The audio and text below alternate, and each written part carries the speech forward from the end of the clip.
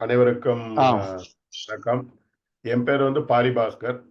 இந்த சேனல் பேர் வந்து வெற்றி வியாழன், அதாவது இங்கிலீஷ்ல ட்ரையம்ஃபன்ட் தர்ஸ்டேன்னு சொல்லுவாங்க. இந்த சேனல் ஆரம்பிச்சதுக்கு காரணம் என்னன்னு கேட்டீங்கன்னா, சோஷியல் ஒர்க்கர்ஸ் வந்து இந்த கொரோனா காலத்துல லாக்டவுன்ல நிறைய பேர் உயிரை பணைய வச்சு வேலை செஞ்சாங்க. ஸோ அப்போ வந்து லாக்டவுன் இருந்த போதும் நிறைய பேர் பர்மிஷன் வாங்கிட்டு கவர்மெண்ட் அவங்களோட ஒத்துழைப்போட நிறைய பண்ணிட்டு இருந்தாங்க. அப்ப வந்து நிறைய பேர் அவங்க வேலையை மட்டும் பண்ணிட்டு இருந்தாங்க. பட் அவங்கள பத்தி நிறைய பேருக்கு தெரியாம இருந்தது இந்த சமூகத்துக்கு. அந்த மாதிரி ஆட்கள்லாம் அது முடிஞ்சு அதுக்கப்புறம் திருப்பியும் இன்னும் நிறைய பேர் செஞ்சுட்டு இருக்கிறாங்க. இந்த கடந்த 3 வருஷமா அந்த மாதிரி ஆட்களோட பார்த்து அவங்ககிட்ட பேசி அவங்கள வந்து இந்த மாதிரி யூடியூப் சேனல்ல போட்டு பிரபலமாக்குன்றது 4 பேருக்கு தெரியறதுக்கு காரணம் என்னன்னு கேட்டீங்கன்னா, நிறைய பேருக்கு பண்ணணும்னு விருப்பம் இருக்கும், என்ன பண்ணணும்னு தெரியாது. ஸோ அந்த மாதிரி காலகட்டத்தில் உங்களை மாதிரி ஆட்கள்லாம் பண்ணுறதை பார்த்து தெரிஞ்சுக்கிட்டவங்க அவங்களால முடிஞ்சது இந்த சமுதாயத்துக்கு பண்ணலான்றது தான்.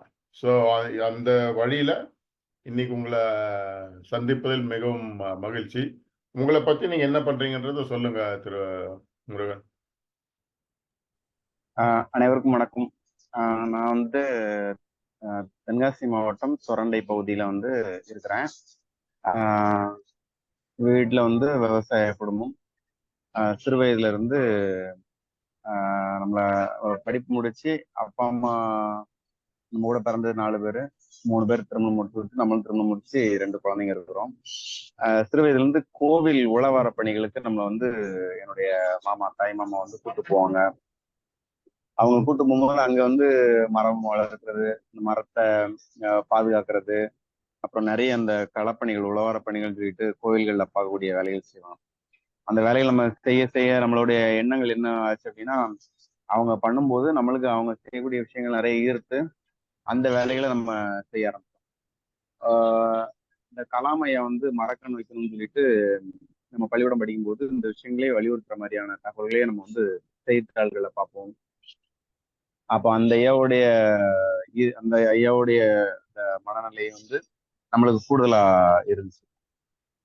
சின்ன வயசுல நம்மளும் மரக்கன்றுகள் அவங்க பெரியவங்க கூட வைக்கிற மாதிரி நம்ம வீட்டு முன்னாடி வைக்கிறது, பக்கத்து வீட்டு முன்னாடி வைக்கிறது மாதிரியான வேலைகள் தான் நம்ம இந்த மாதிரியான பொது பணிகள் தொடங்குறதுல மூலமாக ஆரம்பிச்சது இந்த மரக்கன்று வைக்கிறது தான். அப்புறம் அது ஐயா அப்துல்லாமையா 2015 பக்கம் தவறுனா நினைக்கிறேன். தவறும்போது ரொம்ப எனக்குன்னு இல்லை, தமிழகம் முழுவதுமே இந்தியா முழுவதுமே நிறைய நபர்களுக்கு வந்து அந்த ரொம்ப ஒரு தாக்கம் இருந்துச்சு. அந்த தாக்கத்தின் அடிப்படையில் நிறைய வேலைகள் செய்யணும்னு சொல்லிட்டு முயற்சிகள் எடுத்தோம். அதன் அடிப்படையில் கலாமின் கனவுகள் சொல்லிட்டு அறக்கட்டளை நம்ம அறக்கட்டளை வச்சிருக்கோம். அந்த அறக்கட்டளை மூலமா நிறைய வேலைகள் செய்ய ஆரம்பிச்சோம். குறிப்பா இணையதளம், அந்த இணையதளம் என்னைக்கு வர ஆரம்பிச்சோ அந்த இணையதளம் மூலமா என்னென்ன வேலைகள் இந்த சமூகத்துல செய்யறாங்க அப்படின்னு பார்க்கும்போது, முன்னாடி நம்ம பெரியவங்க நம்மளுக்கு மரக்கன்று வைக்கிறதும் உழவார பணி செய்யறதும் வந்து பார்த்து அமைச்சது மாதிரி நம்ம மனசுக்கு மற்றவங்க ஒருத்தவங்க உதவி பண்றதெல்லாம் பார்க்கும்போது இந்த வேலைகள்லாம் நம்ம செய்யலாம் அப்படிங்கிற ஒரு சூழல்கள் அமையும் போது நம்ம அந்த எல்லா வேலைகளும் செய்யக்கூடிய ஒரு வாய்ப்பு எடுக்கும். அந்த வேலைகள்லாம் என்னென்ன வேலைகள்னு சொல்லிட்டு எடுத்துட்டோம் அப்படின்னா, குறிப்பா தெங்கு, அப்புறம் சிக்கன் குனியா, இந்த காலகட்டங்கள்ல வந்து நம்ம சுரண்டம் இருந்து அப்போ வந்து இப்ப நகராட்சி இருக்க பேரூராட்சி நகராட்சிகள்ல வந்து இந்த மாதிரி களப்பணி செய்யறதுக்கு ஆள்கள் தேவை. ஏன்னா டெங்கு அப்படிங்கிற ஒரு காய்ச்சல் வரும்போது ரொம்ப மிகப்பெரிய அளவுல எங்க ஊர்கள்ல திருநெல்வேலி மாவட்டமா இருந்துச்சு. திருநெல்வேலி மாவட்டத்துல அதிக அளவுல வந்து குழந்தைங்க வந்து இங்க இருந்து டெங்கு காய்ச்சலும் கொண்டு போவாங்க. அப்புறம் வரும்போது ஒரு வெள்ளை துணியில் சுத்தி வெளியே கொண்டுருவாங்க. இந்த மாதிரி நிறைய நடக்கிறத பார்த்தோன்னா ரொம்ப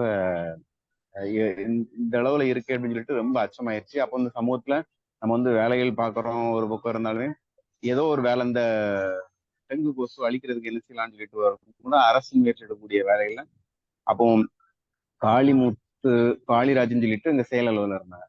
அவங்க கூட சேர்ந்துட்டு இந்த டெங்கு கொசு அழிக்கிறதுக்கு லார்வா அப்படிங்கிற ஒரு குழு தான் வந்து டெங்கு கொசு உருவாகுதுன்னு சொல்லிட்டு அந்த வேலைகளை அவங்க கூட சேர்த்து வீடு வீடா போய் வேலைகள் செய்யணும்.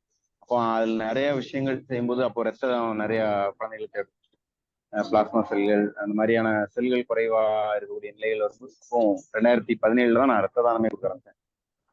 இப்ப இது வரைக்கும் 20 முறை ரத்த தானம் கொடுத்துருக்கேன். ஆனா 2017 தான் ரத்த தானமே கொடுக்க ஆரம்பிச்சேன். என்னுடைய எடை வந்து 50 கிலோவுக்கு மேல வந்து அந்த 2017 இருந்துச்சு. அப்போ அந்த விஷயங்கள் நம்ம மருத்துவமனையில போய் ஒவ்வொரு பக்கமும் இந்த நம்ம கிராமங்கள்ல இருந்தோம். அந்த கிராமங்கள்ல இருந்து நாங்க ஒவ்வொரு பகுதியா நம்ம போய் போய் பார்க்க தான்